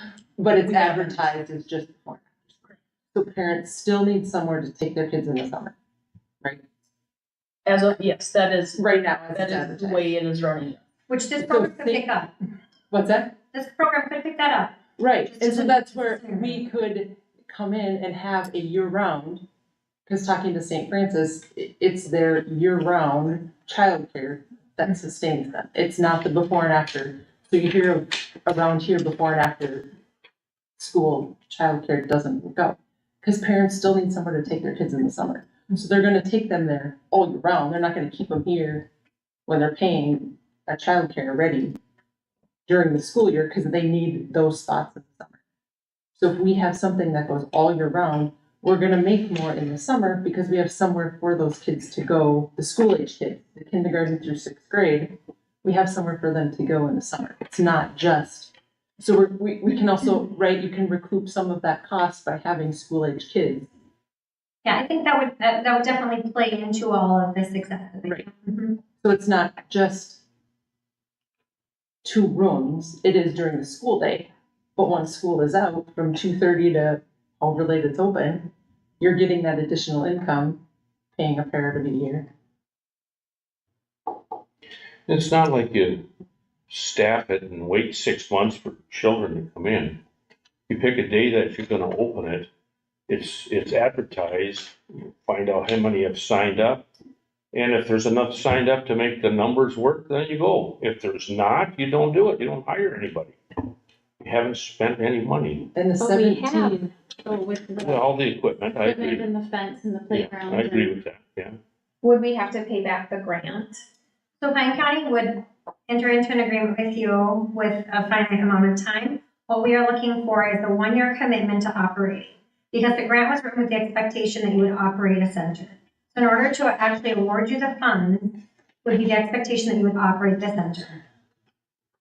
So it's beyond just the application. We're at the point where we're asking for a commitment to operate the center. The longevity of it, it was definitely something with the expectation that I think 1 year would be the minimum request or expectation at this point. and of those 17 spots, that's Pine County in this area. That's not Aiken County. I mean, the border here ends 7 miles It did west not- of here. did not- So, I mean, you have, there's a handful of families out there that have kids that would utilize it and also have older ones, so, Do you see enrollment coming this way from Aiken County currently or? yes. So- And we go all the way, Mhm. Snake River. Yeah. But that, I mean, literally, you have to look at the kids. There's nothing in that. Right. How far out? So, What do we I think go it's to? Snake River. I think you're right. I don't know what's roads. Bus goes out to Easy. No, but it goes beyond. It goes to Snake, it goes the road before Snake River. I can't think of what it is. Anyway, it goes about 12 miles, West. 15 miles west. 14 miles west. I mean, so there's a good 7-mile span where there's not data for. And do you know anything about a potential, or I believe I heard you say at the beginning of the meeting, there's still a need in Finlayson, even if there is maybe a daycare that opens or doesn't open? I'm asking because I heard a little different information from Thursday to now that there could, I don't know what the word is, if there was a center open in Finlayson, whether it's at a house or wherever, does that then take away the need for it to be here? To me, that seemed like the big question in my, at least information I had learned over the weekend, that what I had been told is there were 17 spots that were needed. I heard you say 50 a little bit ago. That if there was, say, a person who opened it and filled their home, which I think you can have 12, then there might only be 5 slots available. That to me feels like a big. Sure. So we're talking specific age groups. So the home provider, if they have 12, that wouldn't be 12 toddler slots, and that would be 12 preschool. That would be a combination. So Okay. 2 infants, Gotcha. 4 toddlers, or probably 3 toddlers, 5 preschoolers, and then school age, or a combination. They can get variances for different combinations, but it's going to take just a small portion of each age group that we're looking at, that they would be able to fulfill the needs for. I have no knowledge of a new center. It was mentioned in conversation that somebody thought they had heard. Yeah, maybe that it's just. possibility, but that I have no actual knowledge of a center coming in. If it was one center, home-based, it wouldn't impact that need that much. And based on what we know is one closed, it would offset. So what the numbers that we had factual at the time that study was done, it's kind of a moot point. If that center opened back up, we'd still have that deficit of 18 need. So we have it, and that we might have lost 2 since that time, if Bonnie keeps hiring our providers. Okay, with them personally. I think it's great. It's wonderful that they've got really experienced people in your schools. So I think that you can say that the deficit is still indicated to be there. Is there still a possibility, I don't know how far along the Hinckley site is, if it's for sure, if it's not, is it, because I know last month we had talked about maybe some other grant funds could be shifted this way. Is it now kind of waiting and seeing what happens with the Hinckley site? So with the promising information that I have for the Hinckley site, I wouldn't anticipate a great amount of funds being shifted. There would be a much greater need there, and it would provide many more slots. So that would be the difference, because that need for each classroom to be set up would be greater. Brian, if we move forward with a daycare, would that push us below 25% funding fund balance? With the upfront costs, I mean, we have to see what our enrollment would be, which we won't know the state cutoff for funding till October 1st. So that'll be part of it, whatever happens with our enrollment. Say upfront costs were 100,000, that drops not even a full percent. So if we approved a budget in June at 25, maybe we're down to 24 and a half. I think I was at 25 and a half, if I remember correctly, 25.8. So isn't it the district would match 50 to 67,900, and that does not include salaries? So Anna, what are we figuring for salaries for one person? For one person was the starting point, so the low end 66,000. And the staffing pattern that would be realistic would be 1.5. It's hard to hire a half a person, but that would be assuming you utilize them elsewhere in the district. So the entry level of recommended staffing for 7 would be 93,500, and that's low end salary.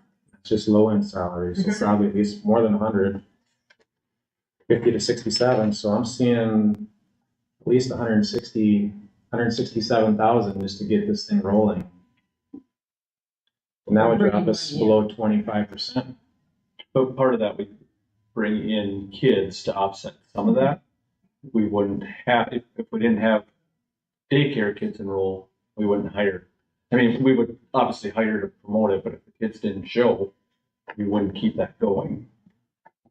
So, But we'd be yes, out the 30,000 grant and we'd Correct. be out the 67,900 roughly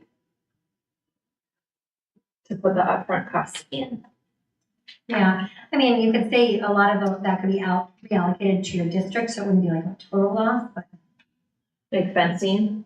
Yeah, well, I mean, you'd have additional supplies and materials in the classroom that could be reallocated to preschool or whatever. So, I mean, if you just, In class. I'm not trying to make a case one or the other, I'm just trying to say like, so you have all the facts in front of you that.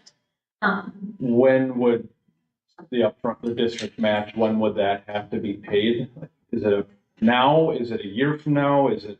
It's June 30th is the completion date, so all grant requirements would need to be completed at that time. So your obligations would need to be completed by June 30th. And then there would be the 30,000 from there and then the 10,000. So it would be actually a total of 50,000, essentially, right? What is the average wage for preschool teachers? So with the 66, so I believe last time you had said that the wage that we were looking at was generous. Do you know what the average wage is? For a preschool teacher in a regular center. Mm-hmm. Well, I do have that. The cost of them, I mean, can vary based off from whether they have benefits or not. You're probably in the mid-30s to maybe 50 if you're at the right kind of thing. And I'm talking the area. Metro is very different. Yep. So remember your person number one is your director. So that's kind of like a little baby principal in a way. So, or a program coordinator or someone along those lines. In a regular center where you wouldn't have a principal overseeing that person, they would be the principal for the site. So I guess that was so. In a regular center, it's a lot of responsibility for them. They would have better support in a school. So is there potential for negotiating on wages? Yeah, I mean, Or yes. I mean, they'd have their own contract or they go into. we'd have to talk about that. When I had just ran numbers, which I think Anna's were close, I had just moved the lead person, the principal person, whatever we call it, just to our highest end support staff salary, just that was our high end. And my numbers were pretty similar to what Anna gave you guys. Support staff don't really, they negotiate as a whole. So there's a range, could we have to make a different range for this position? I suppose. I just picked our highest end because that's our highest end. And I figured the responsibility probably matches closest to that. Do you have thoughts now, like, with this new information, like? I'm still a little confused on the Finlayson part because I got different information from Thursday, Friday over the weekend that if there was a place that opened, it would take away the need. I don't know enough about the Hinckley site to know, if that Hinckley site fell through, would some of that money then come? I mean, I hear you say you're confident about it. We would definitely look to reallocate that somewhere in Pine County. And so. But could it be Finlayson? It could be Finlayson. Our reallocation of funds would be subject to the approval from our grantor, which that's beyond Pine County. So we would have to submit a new prospective budget back to MVE or for the D grant. So it would be subject to their approval. That's why I can't say yes. In likeliness, would we love to contribute more to help see all the projects that are in the area prospectively? Absolutely. I can't say yes, I promise. Because this is the approved allocation right now. And that's for 3 sites.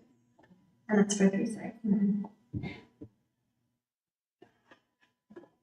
Brian, so do we have any record or any number where we were down this time last year with regard to students prior to the school year?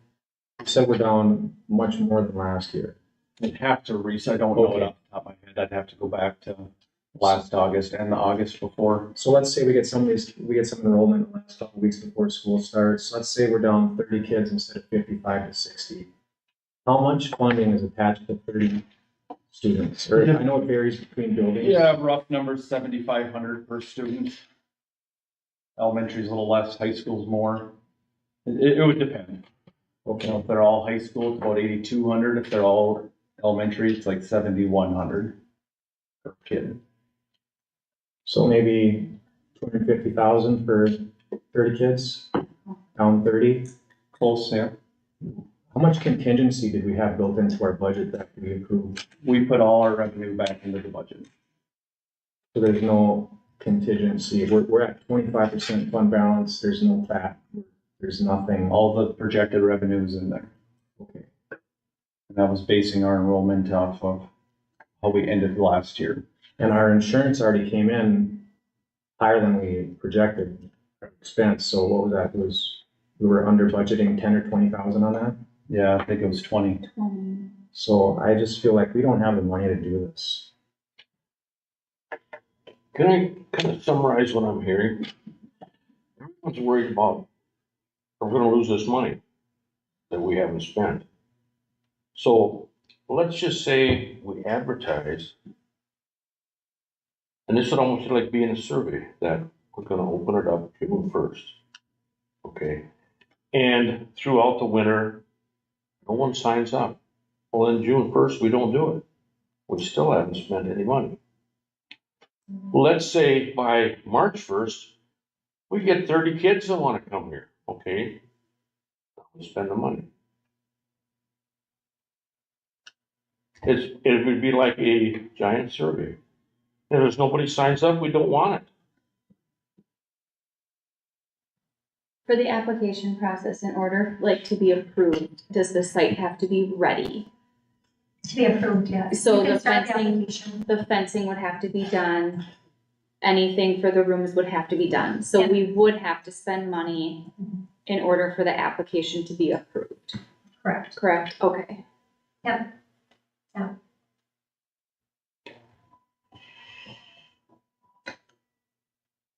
And then my other concern is, I know there's one-time entry fees to get this thing up and running. But, what about the, property loss going forward? And I think there's probably some degree of risk of a loss. So if there's a loss, what educational programs will we cut? You're asking me that? Well, just the board in general or anybody. If the money doesn't come out by the enrollment that we would get signed up for, you don't do it. You don't waste the money. It doesn't take long to put up a fence if you say, we've got plenty of kids that want to do this. We've got 2 rooms full. Let's just imagine 2 rooms full. Okay, that's when all the numbers really shine. Put up a fence, you do this, you get the grant for the daycare business. You get more students here to enroll in Finlayson. It just gets the ball rolling. It's a one-time expense. To award the funds, we are asking for a 1-year commitment, not a maybe. We're asking for a commitment to operate. Mhm. Otherwise, those funds we're gonna request those to be reallocated to another project. Well, certainly, Yep. we're not This spending need has been anything So long. until we know, and then we'll have the commitment if we have that many signed up. But you're saying We're we asking have to commit Tonight. tonight and say, yes, we're going to do this. We would lose that window then to survey, wait to see if people have an interest. We wouldn't be able to do that. We would have to say, yes, we're committing, we're gonna open it in order to get those funds. Correct. Okay. I thought we had till June 30th. So that's to complete the project. Everything needs to be done by then. Uh-huh. When we met last, we asked for a commitment by tonight. This was the meeting to make the decision before we reallocate the funds. How long have, I mean, it's been a long time. It's been at least 3 years that we've been kind of talking about this. In I fact, think it's been actually, great. I met with Anna 6 years ago. I was gonna Okay. say, I'm on at least year 5. And this need has been here. Yeah. It has not gone away in 6 years. It is not going anywhere. That's There's true. people coming in. Everyone would do daycare though, I if it was just- really profitable. We have been So talking about this that's for the- so long. That's It's- acknowledging that you're gonna be serving your community. It's a cost to serve your Yes. community. Yes. So absolutely the need is there. It's a cost to serve your community. Yes. But I also feel like it's not my money. Yeah, But it's a need in our community. It's not. I understand that, Angela, but it's not like the Pine Tech where it's a private, it's a private, But it affects business. our businesses. It affects. I mean, there he you go. he claims it's a private business. Yes, the daycare operating is absolutely a private business. That is 100% true. Yeah. The daycare, That that takes the they're risk not using taxpayer dollars for a daycare. to operate. That is correct. Yeah.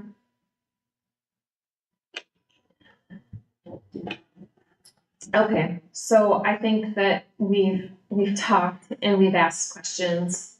I'll make For a years. motion to run a daycare at FBS. I'll second.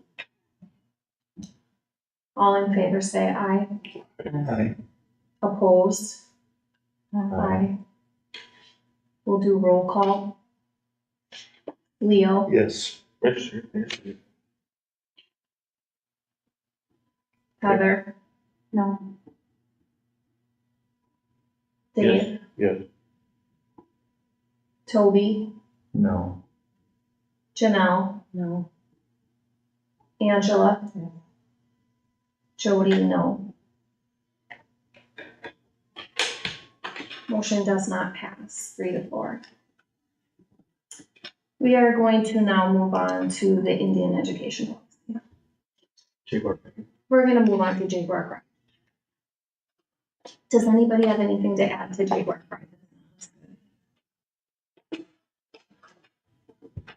Then we are going to move on to the Indian education policy. Looking for approval for policy 103. This helps us work with our federal funds that we receive and meet some of those requirements. We approve this every year. Nothing has changed. Looking for approval so we can stay in compliance with our federal grants that we get for Native American funding. Does anybody have any questions? If there are no questions, I'm looking for a motion to accept the Indian education policy that's been presented. I'll make the motion. A second. There's a motion and a second. Is there any discussion?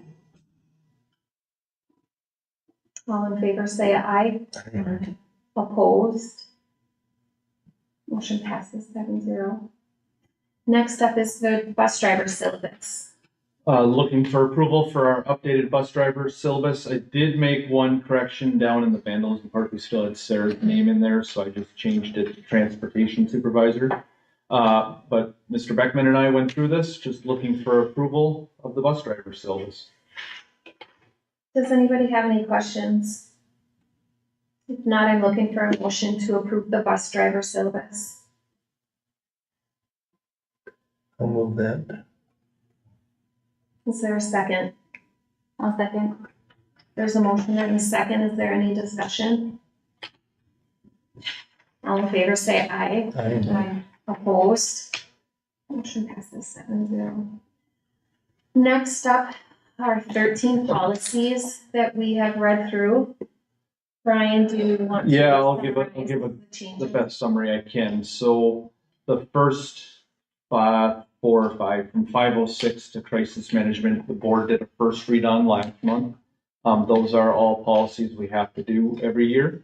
So those have been updated with MSBA's new updated language. The staff social media policy, which I did make some changes today after consulting again with our district attorneys. Those are in there in red. And then from policy 102 down, I did highlight in there what the changes were. These ones, if you remember last month, we approved a new policy which lets us adopt policies in one meeting that just have some legislative language changes. These all did. 102, which is equal education opportunity, had some discrimination language definition changes. 416, drug, alcohol, added oral fluid testing. 418, drug-free workplace, drug-free school, adds a section on protection for persons in Minnesota patient registry programs. 419, the tobacco-free environment, added smudging as a permissible activity. The state did add that to the tobacco-free environment. 425, staff development, added the paraprofessional training provisions, that came out of the last legislative session. 507, corporal punishment and prone restraint, updated, things as far as reasonable force language and corrected some legal references. Acceptable use and safety policy number 524, had the cell phone provision, so the state is requiring the principals to have rules and regulations, which you all just approved. We will have to have a formal policy on that by March. And then number 532 just added some school resource officer language. And since we're hopefully going to have a school resource officer, we added that policy. So smudging is allowed in school? Correct. Whatever they want? No, they'll still follow our policy that we created last year where they would have to work through me and the principals for where and when that would happen. Our policy does go a little above and beyond, put some more requirements in and restrictions in.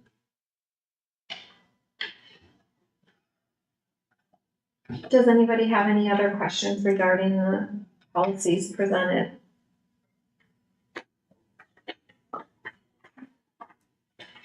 If not, I'm looking for a motion to approve the 13 policies.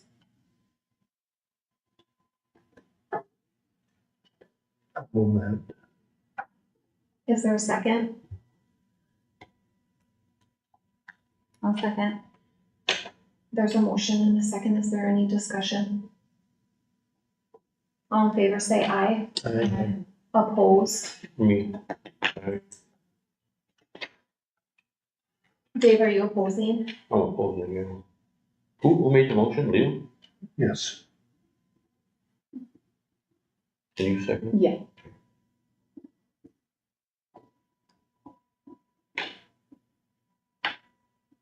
We'll do roll call. Leo, Yes. Heather, Yes. Dave? No. Toby, Yes. Janelle. Yeah. Angela.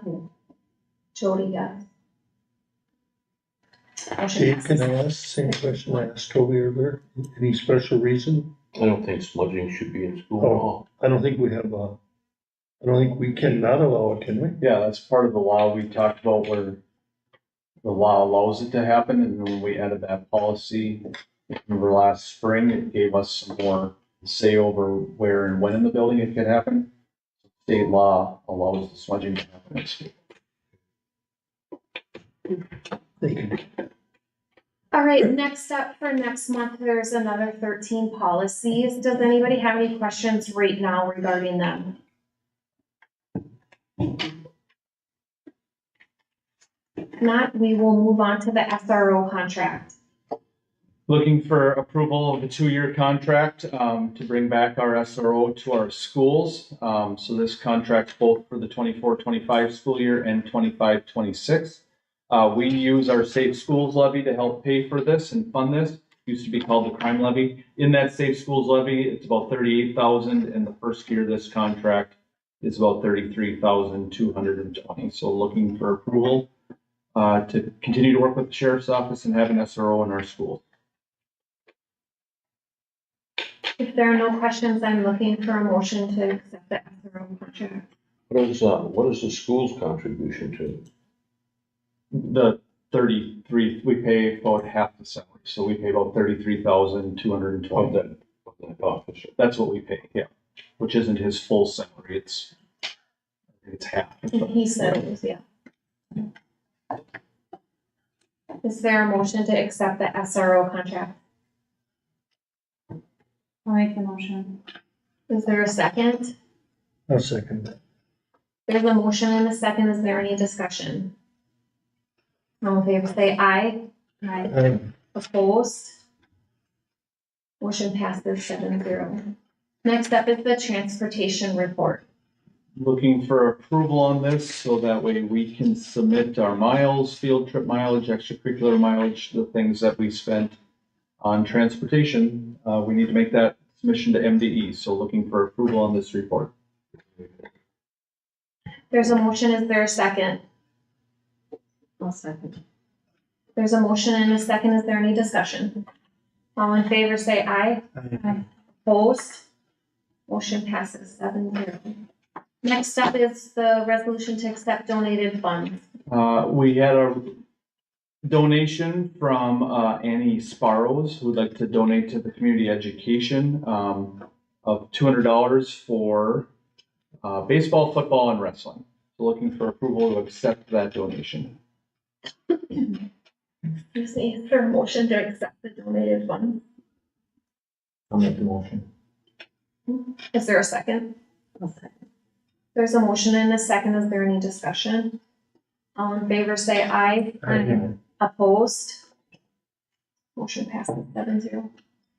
Next up is the statement on the superintendent evaluation.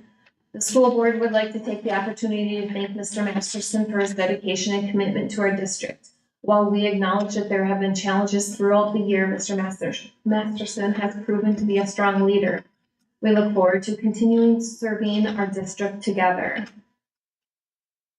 Next up is closed session. I recommend going into closed session as allowed by Minnesota statute 13D.05, subdivision 3C, to discuss potential sale of district-owned property. Is there a motion? I'll move that. I'll second. There's a motion and a second.